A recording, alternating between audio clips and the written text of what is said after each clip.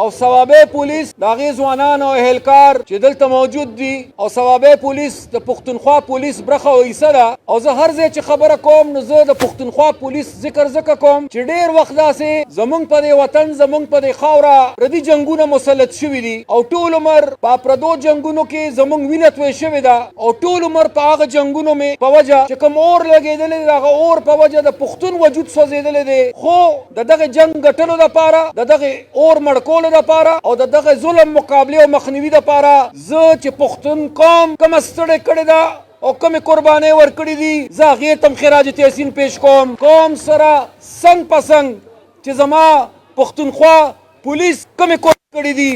زه د پښتونخوا پولیس هغه شهیدانو ته او هغه غازیانو ته خپل پولیس فورس ته هم خراج تحسین پیش کوم. زه ستاسو خدمت کې حاضر شویم او دا ضروري ګڼم چې راته ووایم چې نن زه ولې راغلم. زه دې له نه یم راغلی چې زما واحد غرض او مقصد را روان الیکشن دی. زه په دې نیت او اراده نه یم راغلی چې زما واحد مقصد را روان الیکشن کې خپل امیدواران کامیابول دي. زه په دې غرض نه یم راغلی چې زما لپاره اولنۍ او اخرنۍ خبره MNA-ګان MP-ګان منتخب کول دي یا حکومت جوړول دي. زه په دغه نیت نه یم راغلی. د امیدوار کامیابي د هرې پارټۍ دپاره ضروري وي خو زما دپاره دې وخت کې زما د امیدوار نه زیات او زما د حکومت نه زیات د پښتون قام خبره ده د پښتنو خبره ده. د امیدوار ګټه ضروري ده خو د امیدوار ګټه د پښتنو د اجتماعي ګټې او کامیابۍ نه زما دپاره زیاته ضروري نه ده. نن زه په دغه مقصد ستاسو خدمت ما ته اوس یو ورور دلته ووې چې الیکشن کمیشن اعلان کړی دی چې د ډومبنۍ میاشت په آخر کې به موږ الیکشن ته تیار یو. نو ما ته یې ویې چې ستاسو په دې حواله څه رایه ده. وخت کم و هغه ما جواب ورنه که په سټیج ګړم و او شورم و خو زه به شورو د دې نقطې دلته کې یو پارټي چې هغه انسانانو او پیریانو په شریکه جوړه کړې وه. د هغه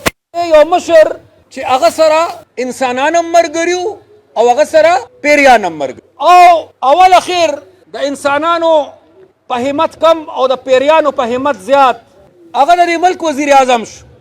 نن هغه پارټي په دې صوبه کې په دوه ځایه تقسیم شوه. اول پکې پیریان او انسانان دواړه وو. اوس هغه دوه ځایه تقسیم شوه. اوس انسانان ته یو خوا شو او پیریان ته بل اړخته شو. اوس چې چا سره انسان ملګری دی نو هغه دې وخت کې په اټک کې 804 نمبر دی چې د پارټۍ هغه انسانان چا سره ملګري دي نو د هغه نمبر دې وخت کې 804 دی او هغه په اټک 804 سره اوس فکر دا دی چې د دغه انسانانو په مرسته مقبول یما خو قبول نه یما. نو اوس 804 کوشش دا روان دی هغه ته قبولیت حاصل شي هغه قبول کړي شي او تاسو ته پته ده چې قبلولو والا څوک دي او دا بله ډله چې کومه ده هغه قبول دي خو مقبول نه دي هغه قبول دي خو مقبول نه دي. نو د هغې کوشش دا دی چې مونږ قبول خو یو خو چې اوس مونږ مقبول هم شو. دا کشمکش دا روان دی او دا جاری دی او د دې قبولیت او د مقبولیت د دې کشمکش په وجه نن سیاسي انتشار هم دی نن غیر یقیني صورتحال هم دی او نن د خلکو بنیادی مسئلې چې هغه بدامني ده ګراني ده بېروزګاري ده معیشت دی روزګار دی نن هغه ورځ تر ورځه لګیا دي خرابېږي او د دغې خرابۍ بنیادي وجه چې کومه ده هغه که دا جنګ ورته وایې که دا سازش ورته وایې او که دا د اقتدار دپاره رسکشي ورته وایې. یو جنګ دلته روان دی یو جنګ د ملک د وزیر اعظمۍ دپاره روان دی او یو جنگ د پنجاب د تخت دپاره روان دی. اوس زه نن تاسو له دې راغلیم چې زما نه په خپل قبولیت پروا شته او نه مې په مقبولیت پروا شته. که ما څوک قبلی او که نه قبلی که زه مقبوله کېږم او که مقبوله کېږم خو زما سیاست زما وینا زما بیان زما جرګه زما کوشش زما ستړې ستاسو ستړې د سرې جنډې ستړې زموږ د مشرانو ستړې دا نه د قبولیت دپاره دی او نه د مقبولیت دپاره دی دا په دې پښتنې خاوره باندې د پښتنو د آبادۍ او د ودانۍ دپاره دی. زه نن د دې دپاره ستاسو خدمت کې حاضر شویم چې زه خپل ځان یا خپله پارټي په دغه جنګ کې ملوث کول نه غواړم او نه دغه جنګ زما جنګ دی او نه د دغې جنګ ما ته څه فایده شته. ما ته فایده ځکه نشته چې زما مسله کرسۍ نه ده، زما مسله اقتدار نه دی. د الله شکر ادا کوم ستاسو دوا د سرې جنډۍ برکت 15 کاله ما د دې صوبې د ټولو نه لویه کرسۍ زما په نصیب. دا تېر یو نیم کال خلک وزارتونو پسې ګرځېدل او شکر الحمدلله وزارت ما پسې ګرځېده، ما پسې. که زما غرض او د پارټۍ غرض وزارت او اقتدار نو دا چې کوم وزارت را پسې ګرځېده دا وزارت به مغشتې وي. خو غرض مې وزارت په دې نه دی چې په کوم حکومت کې ته ناست یې نو په هغه حکومت کې به ته د خپل ولس خدمت کې، چې په کوم اقتدار کې ته یې او په کومه کرسۍ ته ناست یې د هغه کرسۍ په زور او د هغې کرسۍ په ذریعه به ته د خپل قام او د خپلې خاورې تحفظ کې، د خپلو بچو مستقبل به روښانه کې، د خپلو بچو د برخې غم به کې. نو چې په کرسۍ ناست یې بې اختیاره او تش د ذات فایده دې وي او د قام فایده دې نه وي نو دغه کرسۍ د سرې جنډۍ لپاره نه اهمیت لري او نه سرې جنډۍ ته د داسې کرسو څه ضرورت شته. زه ځکه دا خبره کوم چې مسله آیا نن د قوم مسله دا ده چې وزیر اعظم به څوک جوړیږي؟ آیا نن د قوم بنیادي مسله دا ده چې اقتدار به چاته ملاویږي؟ او که نه د قوم بنیادي مسله دا ده چې دا بدامني به څنګه ختمیږي، دا ګراني به څنګه کمیږي، دا بېروزګاري به څنګه کمیږي، دا پښتانه چې نن په شته مال کې د خپل مانه محرومه دي پښتنو ته به د خپلې برخې مال څنګه ملاویږي، په خپلې برخو په وسایلو به زمونږ اختیار څنګه راځي. نن د بجلۍ خبره کیږي، څو ورځې داسې زه اورم ویزې په ځای باندې سرکاري خلک ګرځي او وایي چې اسلام آباد کې فیصله شوې ده چې په پښتونخوا کې د بجلۍ غلا کیږي، دا غلا بنده کې. نو زه ترې نن دا تپوس کول غواړم چې اول خو را سره حساب کتاب وکړه نو بیا راته غل وایه که نه. اول خو چې حساب کتاب وکړو که نه نو بیا به دې نتیجې ته رسو چې غل څوک دی او ساز څوک دی. دا ښه ده چې زه ثوابې په خاوره ولاړ دا خبره کوم. توربېله ډیم چې چېرته جنریشن کوي یعنی بجلی پیداواري یونټ دی په کومه ضلع کې لګېدلی دی جنریشن هاوس ثوابې کې دی که نه. نو چې نن څوک ثوابې ته راځي وصال او ثوابې کې د یو سړي نه میټر کوزوي او هغه ته وایي چې ته د بجلۍ غلا کې نو اول به ته زه دا تپوس کوم چې زما په صوبه کې خو دا بجلي نه په تیلو پیدا کیږي او نه په ګیس پیدا کیږي، زما بجلي په دې صوبه کې په اوبو پیدا کیږي او دا اوبه ماله خدای را کړي دي، دا سیندونه ماله خدای را کړي دي. نو چې په اوبو باندې یونټ په څو پیدا کیږي خیر دی ما ته یو په څلور حساب کا، ته په 3 روپۍ جوړه مال په 12 راکا، مال په 14 راکا چې ماله د 10 نه واله تر د 14 پورې یونټ راکې یو پښتون به هم دې ته نه مجبوره کېږي چې به کونډې لګوي. خو چې زما بجلي په 4 جوړېږي او اکه بجلي ته ماله په 40 په 500 باندې راکې، چې کومه بجلي په 4 جوړېږي او ته ماله په 40 راکې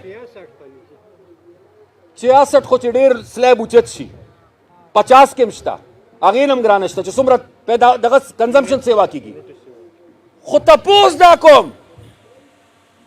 چې دا د غریبۍ په وجه او د دې ګران یونټ په وجه باندې دا لږه بجلي څوک استعمالوي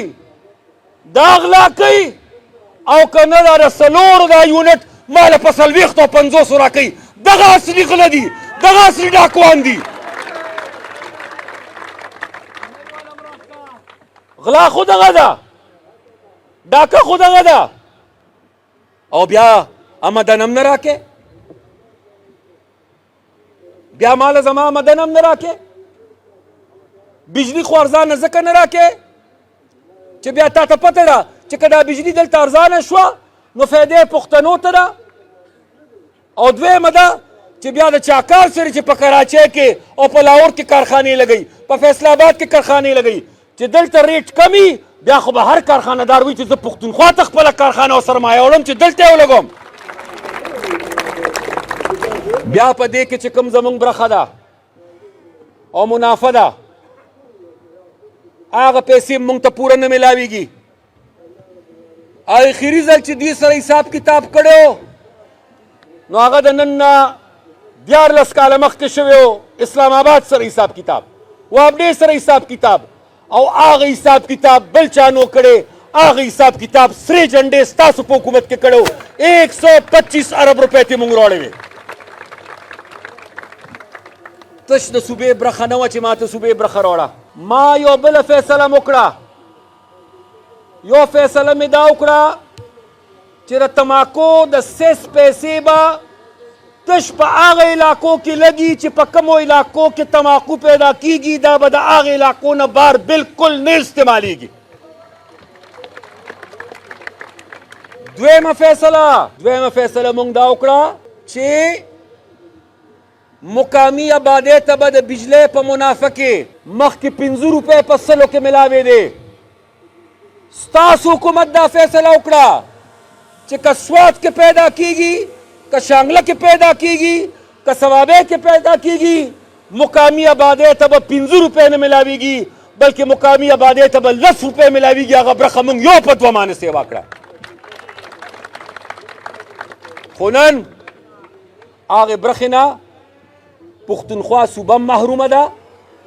او د هغې برخې نه ثوابې هم محرومه ده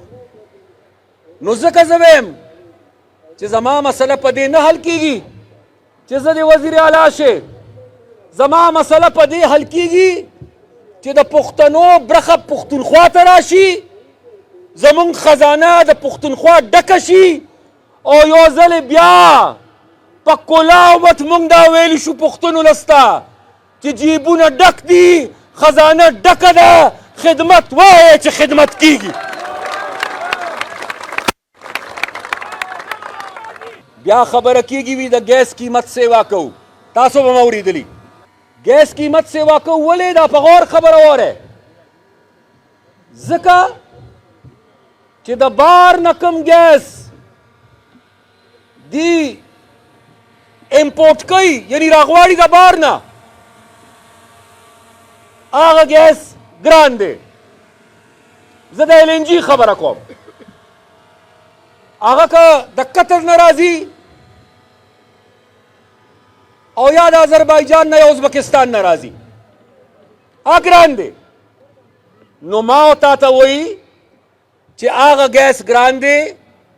نو د هغه ګیس قیمت به په دې ګیس په قیمت کې شاملو او بیا به ولې قیمت مقررو نو بیا به ورته زه ووایم چې وروره ولې د پاکستان آئین واضح دی په آئین باندې عمل درآمد غواړو د پاکستان آئین وایي چې په کومه صوبه کې ګیس پیدا کیږي لومبنی حق پې د هغې صوبې دی د هغه صوبې د خلکو دی پښتونخوا کې الحمدلله دومره ګیس پیدا کیږي چې هغه زموږ د ټوټل ضرورت نه سیوا دی لہذا موږ به هغه قیمت منو چې کم د مقامی ګیس قیمت دی چې ګیس ګرانوي هغه خلکو ته دې ګران کي چې د کومو خلکو د ګیس خپل پیداوار نشته هغوی ته د ګیس کمی دی دا خو نشي کېدلی چې په یو ملک کې به دوه مختلفې پیمانې وي چې زه غله کمه پیدا کوم او زما د غلې ضرورت د پنجاب نه بغیر نه پوره کیږي نو چې څو پورې پنجاب خپل ضرورت نه پوره کړی پښتونخوا ته غله پرېږدي اوړه پرېږدي په دې خیر آباد کې پاټکې لګولي که نه لګولې چې خپل ضرورت پوره کړي نو الله نو لہذا زم بیا دا وایم ملک خدای مکه نه کمزورې کوم د ملک خدای مکه خلاف خبره نه کوم په دې ملک کې دا څلور وروڼه اوسي چې هر رور ته خپله برخه ملاویږي په دې دا کور مضبوطیږي په دې دا کور کمزوري کیږي نه نو لہذا دې ټولو ته وایم چې زمونږ غرض په دې کې نه دی چې تاسو کې کم یو کس کرسۍ ته رسئ زمونږ غرض په دوه خبرو کې دی یو دا چې په کرسۍ باندې به هغه سړی کینی او هغه سړي ته پکار دی چې اقتدار میلاو شي چې کم خلق د اولس او د قام په ووټ باندې منتخب شي بغیر د څه مداخلت نه. او دویمه خبره چې عوامي نشنل پارټي اوس نه مونږ ټولو پارټو ته دا وایو چې که سبا زمونږ دومره حیثیت او زمونږ دومره وزن او دغه حیثیت او دغه وزن به مونږ له خپل پروردګار او دا پښتون قام راکوي، بل څوک یې نشي راکولی. خو که زمونږ دغه حیثیت او دغه وزن نو مسلم لیگ ته هم ویم، پیپل ته هم ویم، 804 ته هم ویم، پیري ته هم ویم، د پیري ملګرو ته هم ویمه، جمعیت ته ویمه، نومې پارټۍ ته ویمه چې ما سره سبا خبره کوې، ما سره به په دې بنیاد خبره نه کوې چې دومره وزارتونه ستا او دومره زما مرکز کې ستا او صوبه زما، ما سره به په دې خبره کوې چې زما د پښتنو وسایل د سره ګیر دي، تاسو په خېټه اچولې ده، ما له به زما د پښتنو برخه راکوې، دغه مې پکار ده. زه راسره خبره کوم، زه راسره خبره کوم، زه راسره په دې خبره نه کوم چې ما وزیر کا، زه راسره په دې خبره کوم چې دا پردي جنګونه م په موږ ډېر مسلط کړل، په دې پردو جنګونو کې م زما د بچي دل دل کړل، په دې پردي جنګونو کې م زما د قام وینه توی کړه، ما سره خبره کوې په وزارت مه کوه. زه راسره په دې خبره کوم چې نور به د پښتنو په خاوره باندې پردي جنګونه نه برداشت کوو ونه یې منو. ما سره خبره کوې، ما سره په چیف منسټر خبره مه کوه، ما سره په چیف منسټر خبره مه کوه، ما سره په خبره کې، ما سره به په دې خبره کې چې په بجلی کم زما حق جوړیږي، زما حق به تسلیمې، ماله به زما حق راکې، په ګیس کې چې کومه برخه جوړیږي هغه برخه به زما تسلیمې، پښتنو له به حق ورکې. او د دې ملک او د دې پاکستان په وسایلو کې چې کوم د پښتنو برخه جوړیږي، که یو سترګه دې خاندي او که بله جاړي، نوی NFC ایوارډ به کې او دا تسم ترمیم په رڼا کې به دې صوبې له خپل وسایل سیوا کې. مشرانو او ملګرو، دا زموږ بنیادي مقصد دی او د دې مقصد دپاره نن زم لګی یم، ایمل خان هم لګیا دی، د پارټۍ نور ملګري هم لګیا دي او تاسو هم الحمدلله دا دې لګیا یې د دې مقصد دپاره، د دې خبرې دپاره چې دا مقصد مونږ حاصل کو، دا د ټولو نه لویه زمونږ کامیابي ده. خو دا مقصد به څنګه حاصلو؟ د پښتنو په بیدارۍ. څو پورې چې دا پښتون مونږ بیداره کړی نه دی، دا پښتون یو کیږي نه، او څو پورې چې دا پښتون یو شوی نه دی، دا پښتون د خپل حق جنگ نه کولی شي او نه ګټلی شي. لہذا زه نن په دې جرګه تاسو له راغلم، زما بېشکه دام ضرورت دی، زما دام ضرورت دی، زما داسې نور بلاړ امیدواران د هغې کامیابي ده، پارټۍ کامیابي ده، د سرې جنډې کامیابي ده. خو زه دې جرګې له راغلم چې سکندر خان او وارث خان او حیدر دا به وروستو ګټو، اول به پښتانه ګټو، پښتون قام به ګټو. زه نن دې له راغلم او چې پښتون دې وګټو او پښتانه دې وګټل نو دا د ټولو کامیابي ده. او که خدای مکه پښتانه مو نه ګټل، د پښتنو حق مو نه ګټ، نو که مونږ ذاتي حیثیت کې کامیاب هم شو، خو د دې کامیابۍ هېڅ اهمیت او فایده بیا نشته. زه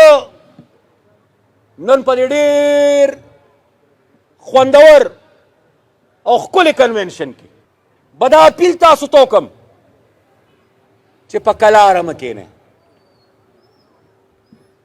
کور په کور، کلي په کلي، اجره په اجره جرګې وکړئ. په دغه جرګو کې،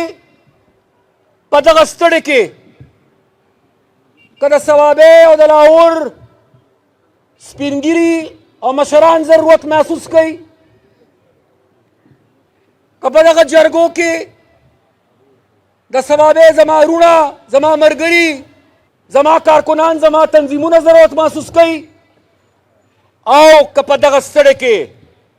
زما دا کشران، دا ځوانان او دا بچي ضرورت محسوس کوي. سپینګیري خو سپینګیري دي چې پښتانه یو کوي، ما ته به دا خپل بچي م حکم کوي او د دې بچو په حکم باندې به هم زه حاضر یم صوابۍ ته انشاءالله که څه. خو بغیر د دې نه کېږي، ځکه چې ما راته څنګه وختي ووې که مونږ تش په دې انتظار کې کېناستو چې د قبولیت او د مقبولیت دا جنگ به څوک ګټي نو دا به ډېر لوی نقصان وشي. هغه اسم د الله یو نظام او انصاف دی. په پټي کې چې ته څه کاري وم هغه به ریبې.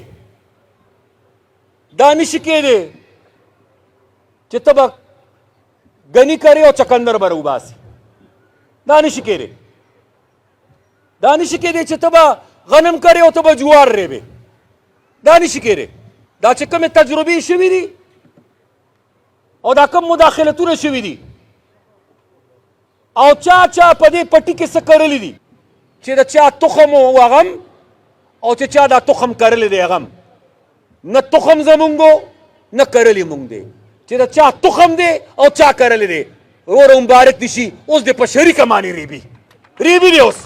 دغه زمونږ غرض او مقصد نه دی. زمونږ غرض او مقصد اکو چې کوم ما تاسو ته نن بیان کړ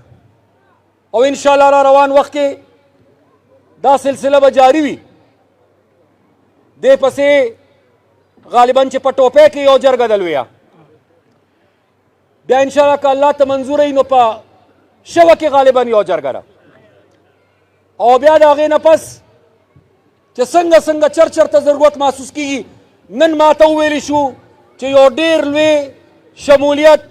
په ډېر لوی تعداد کې په صوابۍ کې په هیډ کوارټر کې ډېر ګڼ تعداد کې به پی ټی آی نه خلک په عوامي نیشنل پارټۍ کې شاملېږي. انشاءالله هغې له به زه په خپله وخت ورکوم. بلکې هغه کشرانو ته هغه کارکنانو ته چې نن په سخته کې دي نن ازمایش کې مبتلا دي دا د هغې غلطي نه ده غلطي د بل چا ده او ګیر پکې هغې دي. نن هغه کشرانو ته هغه ملګرو هغه وروڼو ته هم دا وایم چې دغه ستاسو لار نه ده. دغه لار پرېږدئ. دا چې کوم کسان ستاسو په اوږه ټوپک دي او تاسو لمسئ هغې ته ووایئ وی زما په اوږه ټوپک مږ ده هغه ته وایي ایمان تېر که په دې سخته کې راشه ښکاره شه د کور نه روزه د سوړي نه رابار شه په میدان کې ودرېږه او که نه تش تا جنګوي او ستا په اوږه ټوپک دي نو دا بیا ستا جنګ نه کوي دا د خپل مفاد جنګ کوي. او زه راته وایم چې زما د مفاد جنګ مه کوه د قام د مفاد جنګ وکړه او که د قام د مفاد جنګ کول غواړې نو پرېږده هغه لاره دا نورې لارې ټولې پرېږدئ بیا یوه لار ده او هغه د باچا خان بابا لار ده هغه د سرې جنډې لار ده هغه د عوامي نیشنل پارټۍ لار ده.